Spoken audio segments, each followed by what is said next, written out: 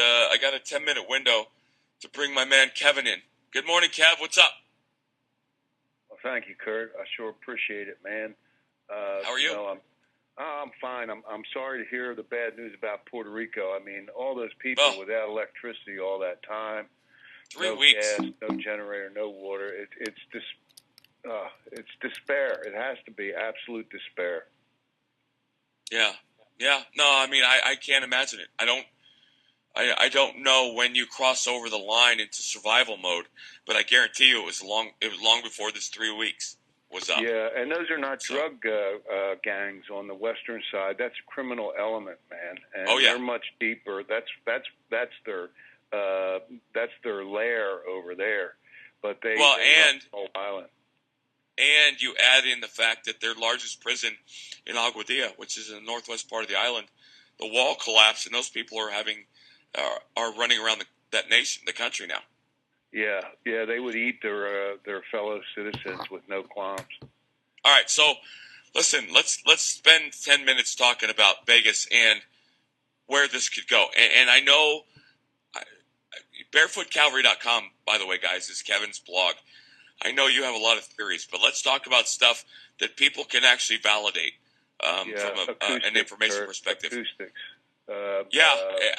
I've heard that. I've heard that acoustics now back up at least a second shooter. Right, and I'm wondering. And there's some disturbing film of people crowd level. See, this is the same thing that they did in the Kennedy RFK assassination.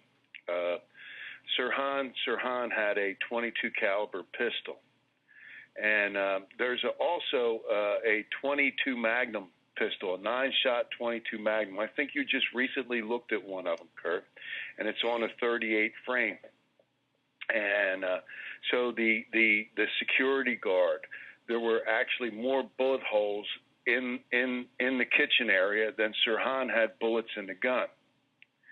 And so when Sirhan started shooting wildly, everyone in the crowd turned to look because they were in a room and it was obvious where the sound was coming from. And the security guard grabbed a hold of Robert Kennedy and pulled him down, and there were powder burns on the back of his head.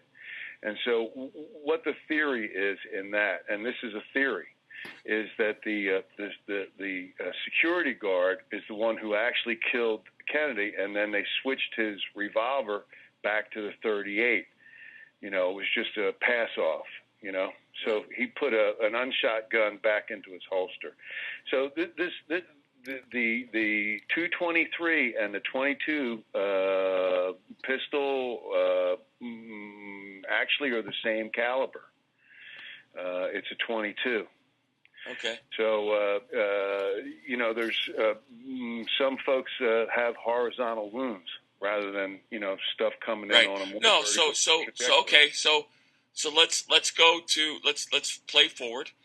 How do you think that plays into what do you if someone were to put you on the stand today, what would you say is your best guess at what happened here? Well, I don't know if it's an arms deal gone bad. That's one. I don't know if it's a deep state operation. That's two. I don't know if it was foreign people with a lot of pull in America. And I don't know what the end result would be. See, one of the things that's coming to the forefront is they want to clamp down more on America. You know, they want to have all sorts of places for you to pass through. You know, you can't carry large sums of money in America anymore. Right. And if you pass through these things, you'll constantly be under their thumb. I don't think America was made for a tyranny like that, and our laws are absolutely against things like that. But they have subverted our Constitution with the laws that they have written. And all they want to do is make more laws. So obviously, we have a problem with the lawmakers. And if the lawmakers are allowed to sit upon this storm that is being developed so that they can change our laws and make us into a more manageable tyranny. It's basically because we are approaching tyranny right now. So that's where we're at. We have to avoid tyranny, and you're not going to have a majority of people go for that. Just like all right, Antifa doesn't have a majority of people. Right. But I guess what I'm saying is I don't. I think now that we're seeing the stories that we were told a week ago start to disintegrate. Well, with what's coming out right now, it makes everything in the past.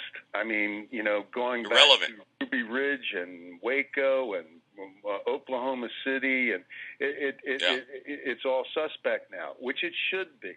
People should have been suspect then, instead of being shouted down as black helicopter people and conspiracy theorists and whatnot. I mean,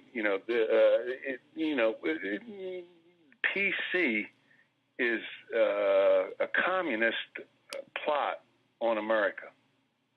Yeah, well, PC is also what got 29 people killed in San Bernardino. What was that, Curt? I didn't hear that. I was going to say PC, political correctness, has got 29 people killed in San Bernardino because of the neighbors being afraid to turn them in. And even that, there can be some suspect thrown on the narrative of that. We may not know everything there, Curt.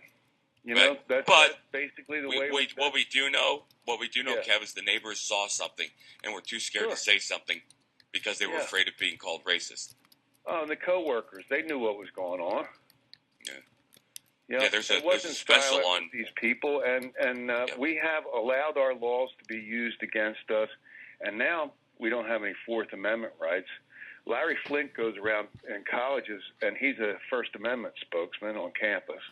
I mean, this is where we've gotten without God. Right. Well, and you look at what's happening in the liberal education system, starting in grade school now, is scary. It really is the Saul Alinsky. And the teachers and the journalists and the lawyers and everything, they all come out of the same school, Curt. So they're all lined up. And if you didn't go to that school, you don't think like that, thank God. No, this is the Saul Alinsky game plan played out in real time in the real world. And it took a lot of money to get this done over this time, Curt. It took a lot of money for this to happen. And Soros has it. Soros has it. But the other thing is, a lot of people don't believe that they would have the patience to wait this out and let it happen over decades, which is the only way that something like this could happen. Exactly. So well, we have enough opportunity here if people rise up. Remember when I said to you, Breitbart needs a news channel. Well, Fox has fallen on their face, and if it wasn't for Hannity, where would they be? Right. And there's a lot of talent out there that's just floating around. Yeah. They might have a couple dings on them, but they might make good show. But here's the other thing, Curt. If Breitbart went around and did town halls, kind of like when Bannon was over there at Fairhope with Judge Moore, I really wanted to go, but Laura asked me not to, and she begged me not to, so I didn't drive over there. She had a bad feeling about it. So I didn't go over there. But, that's what we need. We need, in places all over, just have an event. Antifa can't keep up with it if we're really rolling. They don't have the logistics to disrupt everything. Yep. We need the conversation to happen. A lot of these campuses aren't allowing it to happen. So we don't need a campus. See, right now, we need to get the parents lined back up. Then the kids. I'm with you. Yep. Hey, tell the better half I said hello. Good morning. Kev, I'll talk to you tomorrow. It's Kevin from Florida. BarefootCavalry.com is his blog. We're going to take a short break. When we get back, final segment, Dr. A.W.R. Hawkins will join us back in just a minute.